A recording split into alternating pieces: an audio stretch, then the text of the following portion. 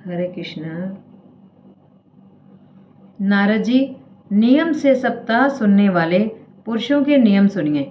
विष्णु भक्त की दीक्षा से रहित पुरुष कथा श्रवण का अधिकारी नहीं है। जो पुरुष नियम से कथा सुने उसे ब्रह्मचर्य से रहना, भूमि पर सोना और नित्य प्रति कथा समाप्त होने पर पत्तल में भोजन करना चाहिए। दाल, मधु, तेल, घृष्ट अन्न, भाव दूषित पदार्थ और बासी अन्न, इनका उसे सर्वदा ही त्याग करना चाहिए।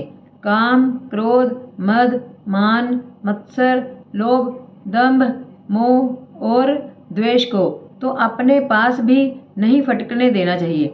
वह वेद, वैष्णव, ब्राह्मण, गुरु, गो सेवक तथा स्त्री, राजा और महापुरुषों की निंदा से भी बचे।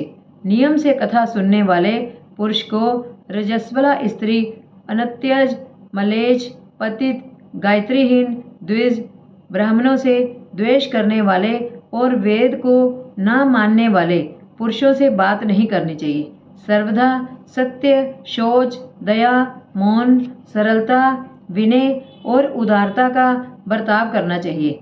धनहीन, क्षय रोगी, किसी अन्य रोग से पीड़ित, भाग्यहीन, पापी, पुत्रहीन और मुमुक्षु भी ये कथा श्रवण करें। जिस स्त्री का रजोदर्शन रुक गया हो, जिसके एक ही संतान होकर रह गई हो, जो बांझ हो, जिसकी संतान होकर मर जाती हो अथवा जिसका गर्भ गिर जाता हो, वह यत्न पूर्वक इस कथा को सुने। ये सब यदि विधिवत कथा सुने तो इन्हें अक्षय फल की प्राप्ति हो सकती है। ये अत्युत्तम, दिव्य तथा करोड़ों यज्ञों का फल देने वाली है। इस प्रकार इस व्रत की विधियों का पालन करके फिर उद्यापन करें। जिन्हें इसके विशेष फल की इच्छा हो वे जन्माष्टमी व्रत के समान ही इस कथा व्रत का उद्यापन करें। किंतु जो भगवान के अकिंचन भक्त हैं उनके लिए उद्यापन का कोई आग्रह नहीं है। वे श्रवण से ही पवित्र हैं, क्योंकि वे तो निष्काम भगवत भक्त हैं।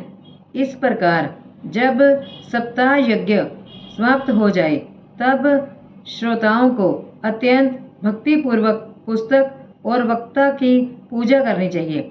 फिर वक्ता श्रोताओं को प्रसाद, तुलसी और प्रसादी मालाएं दे तथा सब लोग मृदंग और झांझ की मनोहर ध्वनि से सुंदर कीर्तन करें।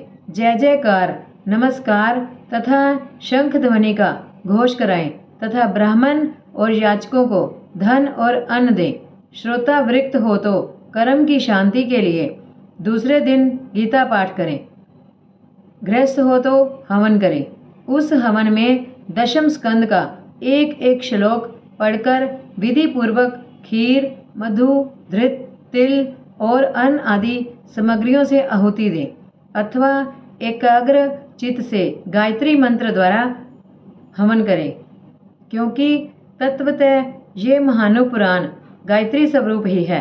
होम करने की शक्ति ना हो तो उसका फल प्राप्त करने के लिए ब्राह्मणों को हवन सामग्री दान करें तथा नाना प्रकार की त्रुटियों को दूर करने के लिए और विधि में फिर जो न्यूनाधिकता रह गई हो उससे दोषों की शांति के लिए विष्णु सहस्त्र नाम का पाठ करें।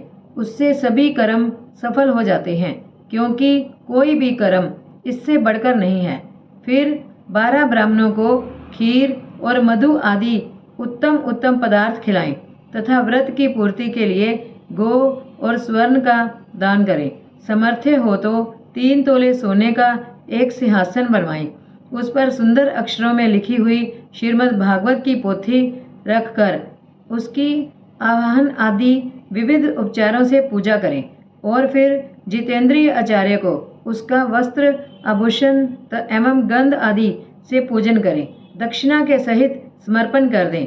यूं करने से वह बुद्धिमान दाता जन्म मरण के बंधनों से मुक्त हो जाता है। ये सप्ताह प्रायण की विधि सब पापों की निवृत्ति करने वाली है।